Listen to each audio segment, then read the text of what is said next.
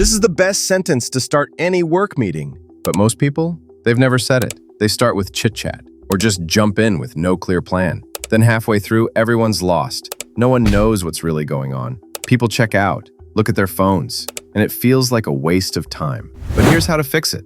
Fast. Say this first. Here's what we need to walk away with today. It's simple. It's clear. You sound like you're in command, and people actually pay attention. Try it in your next meeting. You'll see. Subscribe to get more useful hacks like this.